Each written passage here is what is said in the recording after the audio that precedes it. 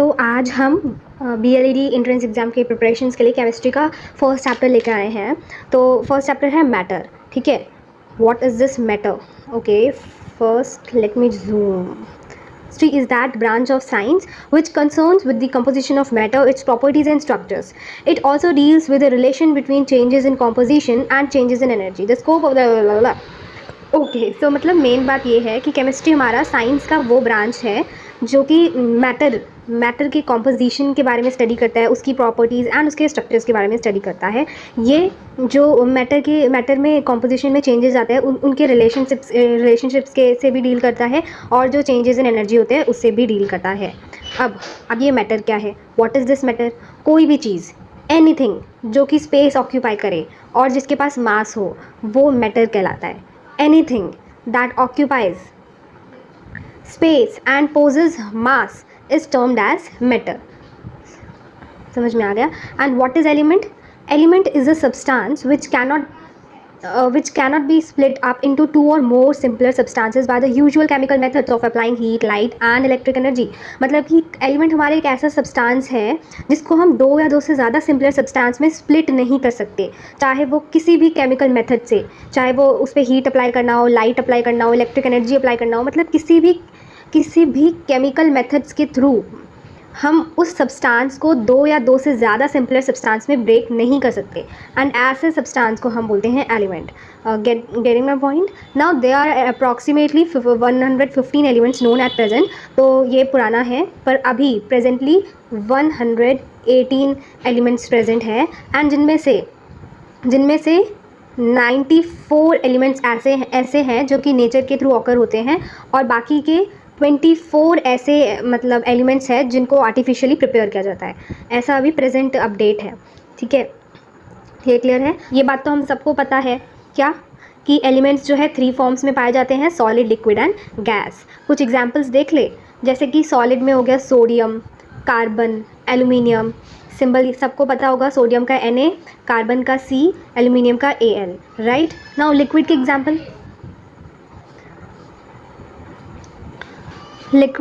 देखिए तो मर्क्यूरी, जिसका सिंबल है Hg, राइट। ब्रोमाइन भी लिक्विड है, Br से रिप्रेजेंट करते हैं। और अगर गैस की बात करें, गैसेस के एग्जांपल्स ऑक्सीजन हो गया, हाइड्रोजन हो गया, एंड बहुत सारे, ऑक्सीजन, हाइड्रोजन वगैरह वगैरह, sulphur, right. Types of elements में हमारा आता है metal and non metals, right. Metals and non metals. So metals की बात करें तो मेटल के वो एलिमेंट्स, ये एलिमेंट्स का टाइप है, एक मेटल्स होते हैं, एक नॉन मेटल्स होते हैं एलिमेंट्स में।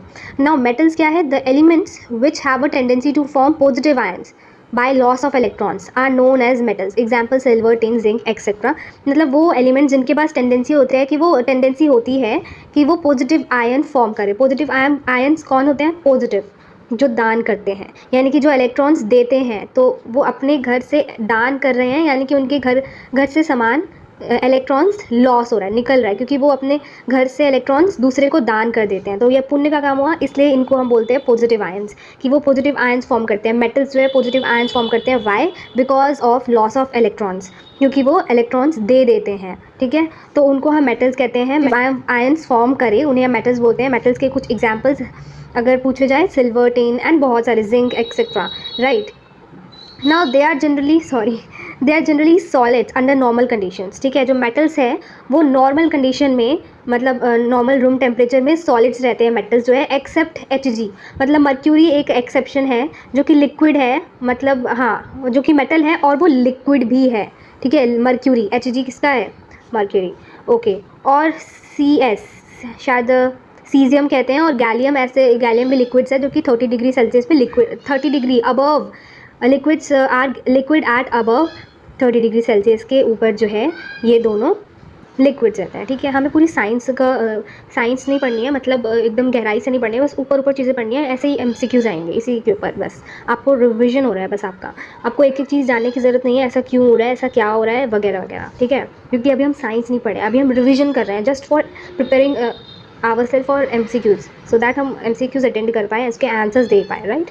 नॉन मेटल्स क्या है भाई? नॉन मेटल्स ऑब्वियसली मेटल्स का उल्टा होगा। अगर मेटल्स के पास टेंडेंसी है कि वो पॉजिटिव आयन फॉर्म करे, तो जो नॉन मेटल्स है उनके पास टेंडेंसी है कि वो नेगेटिव आयन फॉर्म करेगा, ठीक है, बाय गेन ऑफ इलेक्ट्रॉन, क्योंकि नॉन मेटल नेगेटिव आयन्स मतलब वो लेते हैं, वो दूसरे के घर से, जैसे वो दूसरे के घर से लेते हैं, ठीक है, लेते हैं, तो ये ले रहे हैं, ठीक है, तो एक तरह से गलत काम है, हमें दूसरों का सामान नहीं लेना चाहिए, तो इसलिए हम इसको नेगेटिव बोलेंगे। तो जहाँ पे भी नेगेटिव आयन आ जाए मतलब उसका क्या हुआ, gain of electron, gain of electron. Is that clear? Oxygen, sulphur, ये सारे नॉन मेटल्स हैं, राइट। एंड जो नॉन मेटल्स है जनरली गैसेज होते हैं, नॉर्मल टेम्परेचर पे गैसेज होते हैं, इसलिए हमने इसके एग्जांपल देखे, हाइड्रोजन, ऑक्सीजन, सल्फर, ये सारे गैसेज ही हैं, राइट। एंड नाउ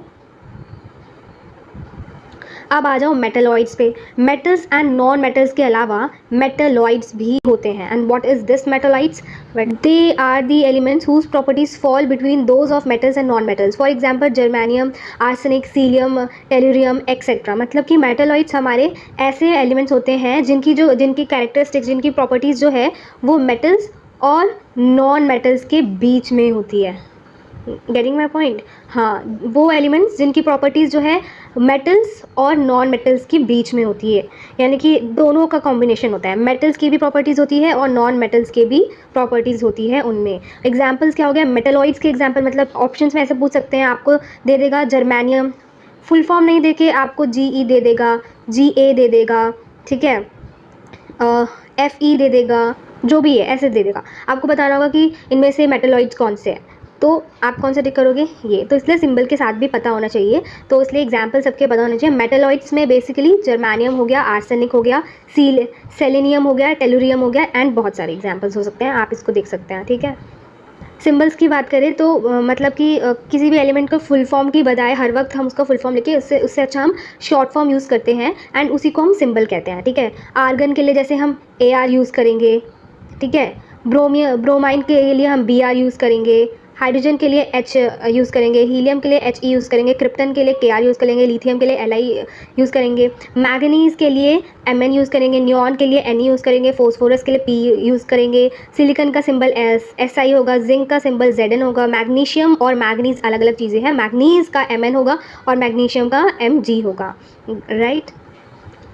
ना कुछ ऐसे सिंबल्स हैं, मतलब ये सारे तो सिंबल्स थे मतलब एक मिनट, ये सारे तो हमारे ऐसे सिंबल्स थे जो कि नेम से ही डिराइव हुआ है, ठीक है, इंग्लिश नेम से डिराइव हुआ है। जैसे आर्गन है तो स्टार्टिंग का AR ले लिया, राइट, ब्रोमीन है तो स्टार्टिंग का BR ले लिया, इस तरह से। तो ये सारे वो थे जिनको नाम से ही, उनके इंग्लिश नेम से ही सिंबल डिराइव किया गया है।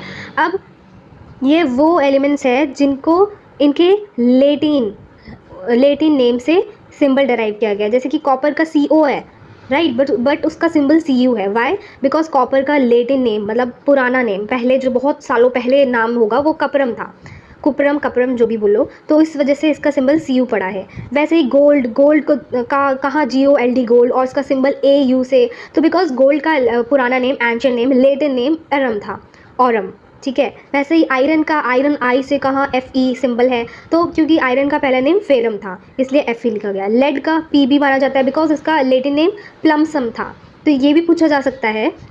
मर्क्यूरी का लेटिन नेम था हाइड्राजिसम, ठीक है, तो इसलिए Hg यूज़ किया। पोटाशियम के लिए पोटाशियम का लेटिन नेम कैलियम था, that's why we are using the symbol capital K। Silver का लेटिन नेम अर्जेंटम था, इसलिए इसका सिंबल Ag है। सोडियम का लेटिन नेम नाट्रियम था, that's why we are using Na for symbol for sodium.